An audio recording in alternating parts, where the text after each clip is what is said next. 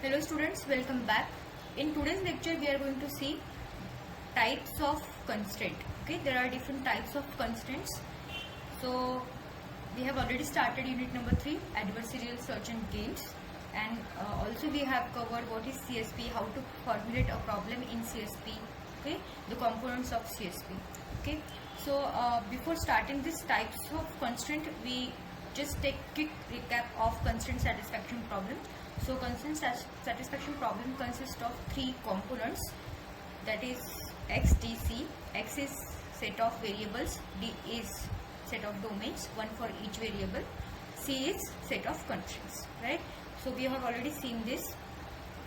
If you haven't checked my previous video, I will recommend you to watch that video before watching this, right? So you will have better understanding of all the concepts of CSP. Now we know that x, d, c, these are the 3 major components of CSP, constraint satisfaction problem. Moving towards the next part, that is technical definition of CSP. So technical definition क्या है CSP की? Okay, so CSP is what? Constraint satisfaction problem is a problem where variables must be assigned values that satisfy certain conditions or constraints, right? So your CSP is what? It is a problem. Okay, वहाँ पे क्या होता है, variables को value assign होती है. Okay, variables को क्या होती है, वैल्यू असाइन होती है. ओके, और ये कब असाइन होते हैं, जब और कौन सी वैल्यूज असाइन होती है, जो वैल्यूज कंस्ट्रेंट को क्या करती है, सेटिस्फाई करती है. Okay, CSP is a problem where variable must be assign values that satisfy certain constraints. Okay, so constraint को सेटिस्फाई करके जो भी अलावेबल वैल्यूज है वो वेरिएबल्स को क्या होंगी, असाइन होंगी. That is what your CSP. Okay, technical definition of a CSP. Now it is all about the assignment. Okay, assignment of the values to the variables. CSP is all about assigning the values to the variables. So there are different types of assignments actually. Okay, assignments के भी कुछ types है. So let's see what are those types. We have 3 types of assignment. Okay, and assignment of values to a variable can be done in 3 ways. First way is what? Consistent, or we can say that legal assignment. ये कब होता है? An assignment which does not violate any constraint or rule is called consistent or legal assignment. Okay, तो हम करते हैं क्या, हमें पता है CSP में हम क्या करते हैं, वेरिएबल को वैल्यू असाइन करते हैं, राइट? ओके, नाउ जब ये हम करेंगे, वैल्यू को वेरिएबल को असाइन करेंगे, तब जो भी कंस्ट्रेंट है, रूल है, वो वायलेट नहीं होना चाहिए. वायलेट मतलब ब्रेक नहीं करना है हमें उस रूल को. ओके, रूल को सेटिस्फाई करके वो वैल्यू वेरिएबल को असाइन करनी है. और अगर इस टाइप की असाइनमेंट है तो उसे हम क्या बोलते हैं, लीगल असाइनमेंट या फिर consistent assignment, right?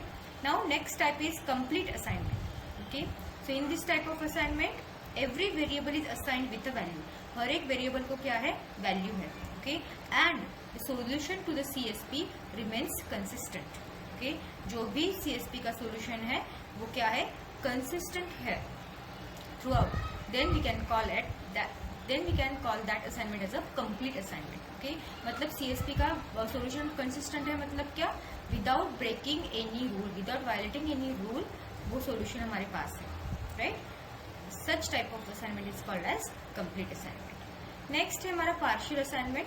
So an assignment which assigns values to some of the variables only, and such types of assignments are called as partial assignments. Okay, तो सारे वेरिएबल में से कुछ ही वेरिएबल को हम क्या कर रहे हैं, सम ऑफ द वेरिएबल्स को हम क्या कर रहे हैं, अगर वैल्यूज असाइन कर रहे हैं तो उसे क्या बोलेंगे, हम पार्शियल असाइनमेंट्स बोलेंगे. Okay, so this is very important topic, different types of assignment in CSP. तो हमें फिलहाल पता है कि CSP क्या है. CSP is a problem where variables must be assigned a values that satisfy the certain conditions. Okay, it is have 3 main components, x, d, c. X is set of variables.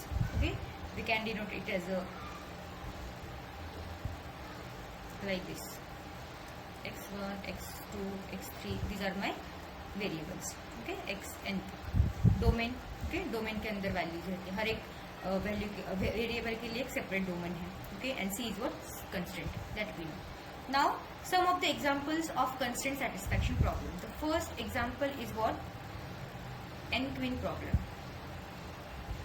Okay, so n-queen problem में क्या है, basically n की value आपको देनी है. For example आपने अगर 4 ली तो आपके पास 4 क्वींस है, Q1, Q2, Q3 and Q4. Okay, similarly 4x4 का चेस बोर्ड भी है. ओके, n क्वीन मतलब क्या? If we consider the value of n is equal to 4, then we have 4 queens and 4x4 chessboard. If the value of n is what 8, then we have 8 queens up to 8 and we have 8x8 chessboard. Okay, तो यहाँ पे exactly होता है क्या है? In n queen problem, the constraint is that no queen should be placed either diagonally in a same row or column. Okay, तो we know that अगर हमने क्या लिया है example 4x4 का लिया है तो 4 rows रहेंगी, 4 columns रहेंगे. Okay, ये आपका फॉर एग्जाम्पल चेस बोर्ड है और आपको क्वींस को इस तरीके से प्लेस करना है. अगर मैंने क्वीन 1 को यहाँ पे लिखा तो यहाँ पे आप क्वीन 2 को नहीं लिख सकते, यहाँ पे भी नहीं लिख सकते और डायगोनली भी नहीं प्लेस कर सकते. ओके, तो ये है कंस्ट्रेंट n क्वीन का. ये भी बहुत इंपॉर्टेंट प्रॉब्लम है for our practical also. We are going to implement this n queen problem actually. So LP2 का जो भी फोर्थ प्रॉब्लम है वो that is nothing but the n queen. So understanding the theory is very important. Okay, so we are going to solve this n queen problem by using backtracking and branching bound by in next lectures. Okay, so फिलहाल आप क्या करो कि बस क्या है problems, किस तरीके से उसका डेफिनेशन है, क्या कॉन्स्टेंट्स है, वो बस ध्यान में रखो. नेक्स्ट है हमारा crypt arithmetic problem. Okay, crypt arithmetic problem is very important. ये क्वेश्चन 9 मार्क्स के लिए आपको एंसर में आता है. ओके, 9 मार्क्स के लिए क्वेश्चन आता है. यहाँ पे आपको क्या दिया जाता है? ऐसे कुछ वर्ड्स दिए जाते हैं. For example this is 2, this is 2.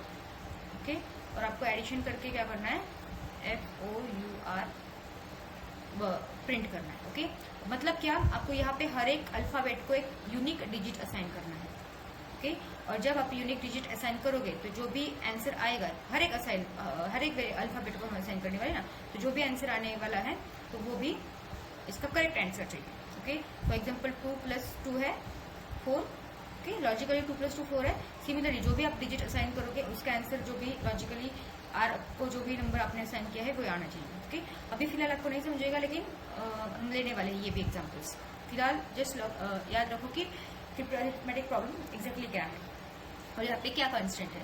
So this problem has one most important constant that is we cannot assign different digit to the same character.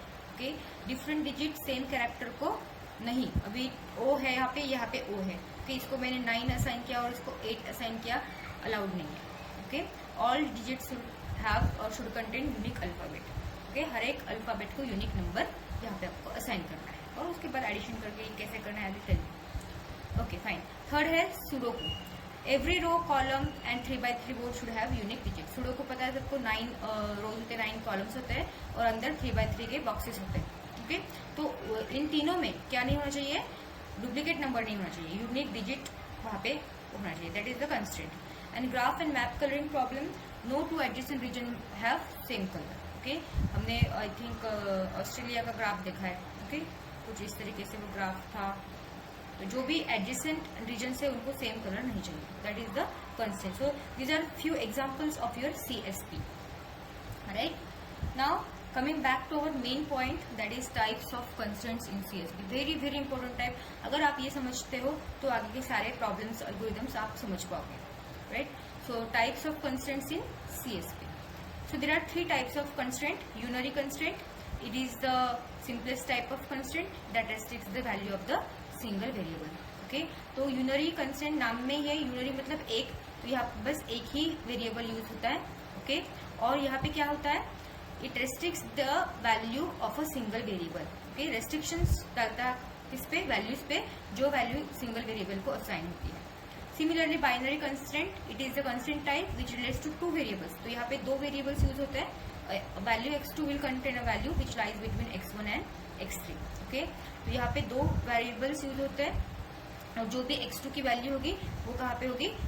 In this range, x1 and x3 के range में वो value आपको चाहिए.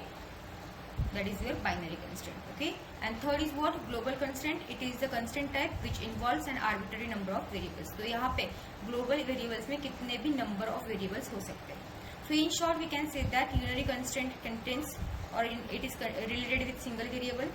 Binary constraint requires 2 variables and global means what? Any number of variables can be there in global constraints. अभी इस हर एक point का example के साथ हम मीनिंग देखेंगे. ये यूनरी कंस्ट्रेंट एग्जैक्टली क्या है, बाइनरी कंस्ट्रेंट क्या है एंड ग्लोबल कंस्ट्रेंट क्या है. Okay, so let's see some of the examples. Let me open the notes. There three constraints, right? Tell me the names of the constraints. Variable, domain, and constraints.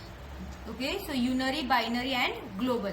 So unary works with single variable, binary works with two variables, and global constraint works with any number of variables. Clear है इतपर्यंत? Okay, so now we will see the examples. Okay, so we will start with the first constraint, that is unary constraint. So this type of constraint involves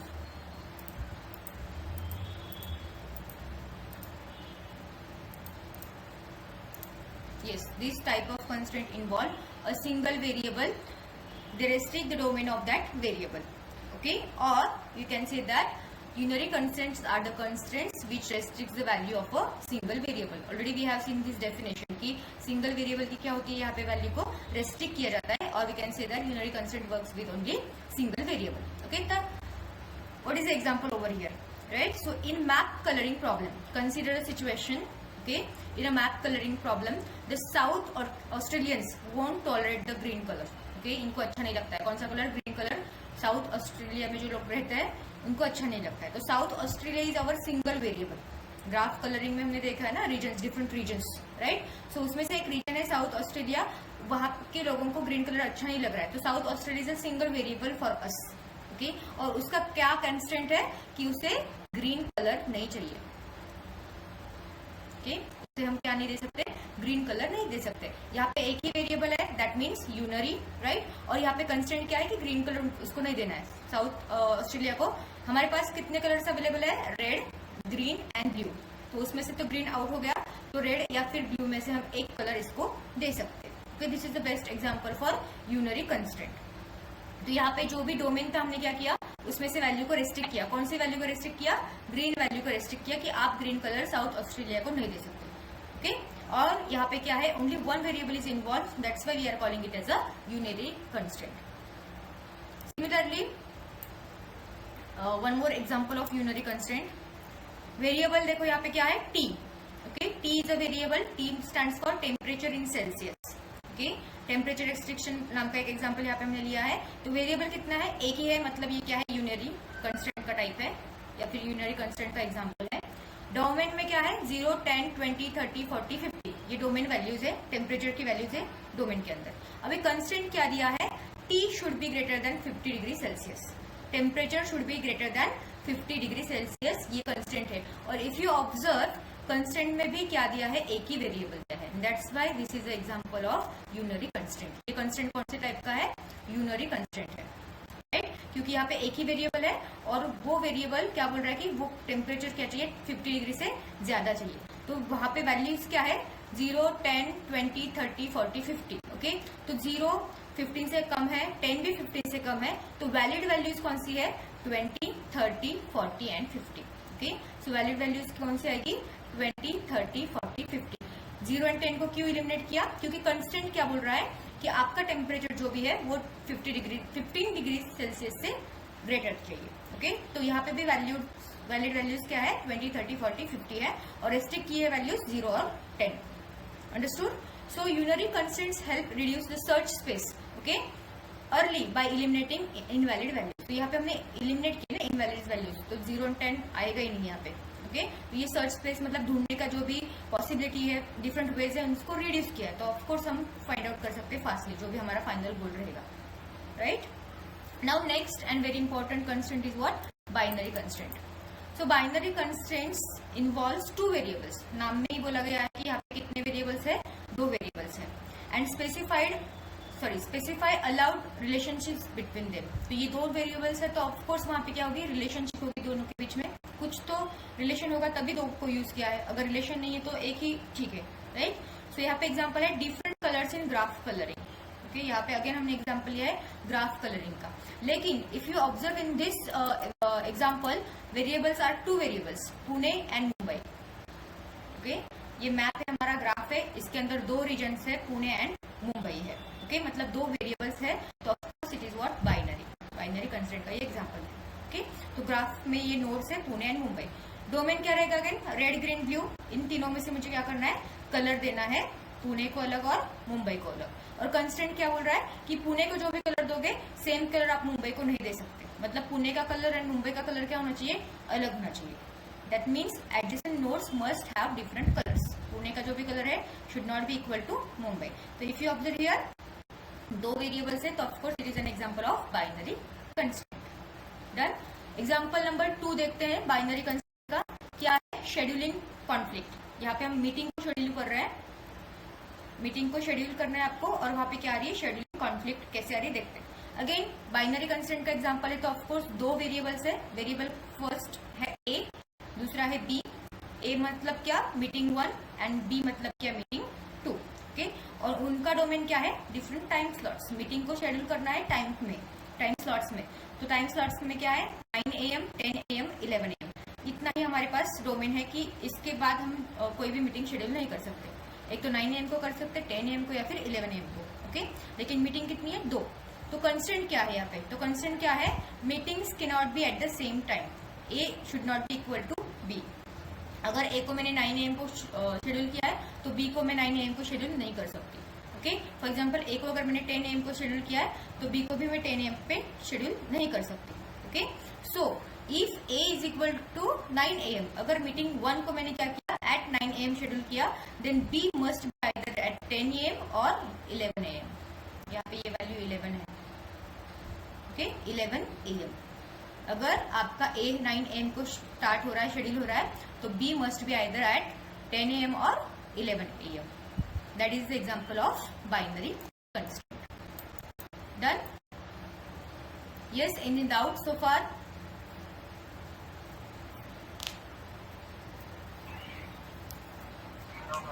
Okay, fine. So third and very important constraint type is what? Global constraint.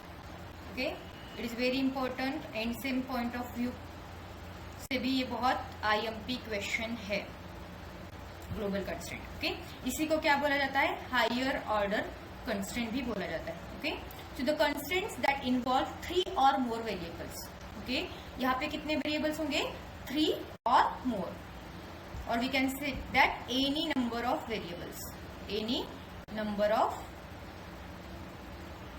Variables यहाँ पे हो सकते हैं, right. Then a constraint involving an arbitrary number of variables is global constraint. कितने भी क्या बोल सकते हैं हम उसे, कितने भी नंबर वेरिएबल्स यहाँ पे अगर है तो उस कंस्ट्रेंट को हम बोलेंगे global constraint. One of the most common global constraint is all diff. Okay, all diff is the name of the global constraint. Okay, and which says that all of the variables involved in the constraint must have different values. Very important line ना, start करती हूँ मैं इसको। So one of the most common global constraint is what? All diff। और वो क्या बोल रहा है कि all of the variables involved in this constraint must have different values। जितने भी variables इस constraint में involved है, हर एक को क्या होना चाहिए, अलग अलग value होनी चाहिए, right? So let me open one Sudoku example for you. Then I will tell you what is all diff constraint in Sudoku. Just a minute.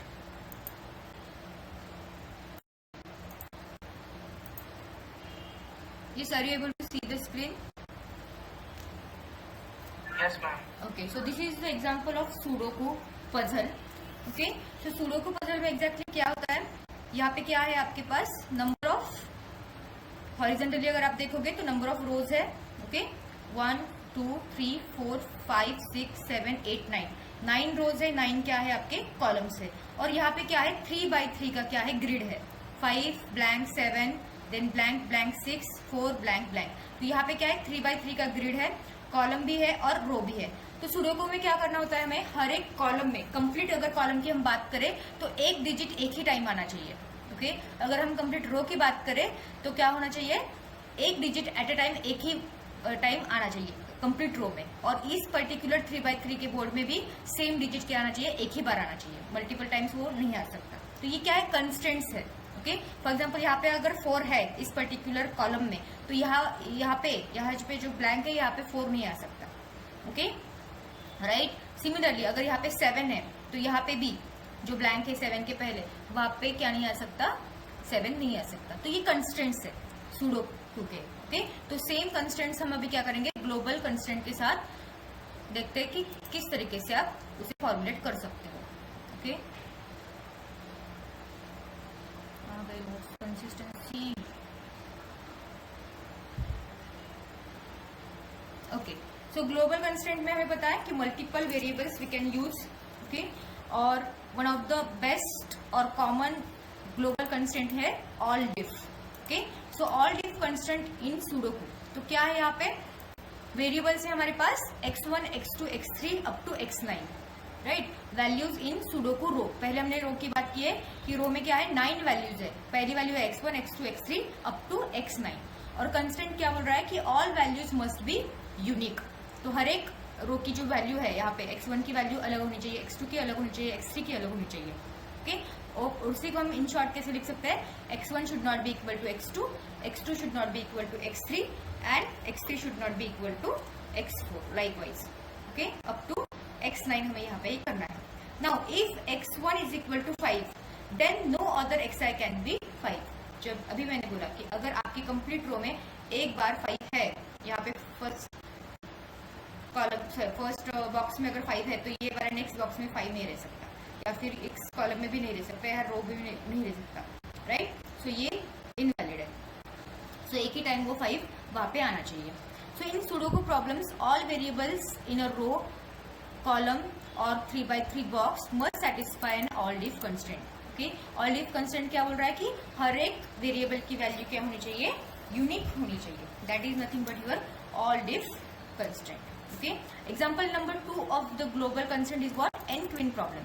तो एन क्वीन प्रॉब्लम में क्या है, वेरिएबल्स है एन नंबर ऑफ क्वींस। अगर N की value हमने क्या ली, N की वैल्यू क्या है 4, तो 4/4 क्या रहेगा आपका चेस बोर्ड रहेगा, और नंबर ऑफ क्वींस भी क्या रहेंगी 4। तो नंबर ऑफ क्वींस मतलब Q1 Q2 Q3 and Q4, ये हमारी 4 क्वींस है, राइट। और वो जो भी एन की वैल्यू रहेगी तो वो चेस बोर्ड वहां पे आ जाएगा। एन अगर 4 है तो 4/4 का मतलब 4 रोज एंड 4 कॉलम्स यहाँ पे आ जाएंगे। ये 4 रोज है, ये क्या है आपके 4 कॉलम्स।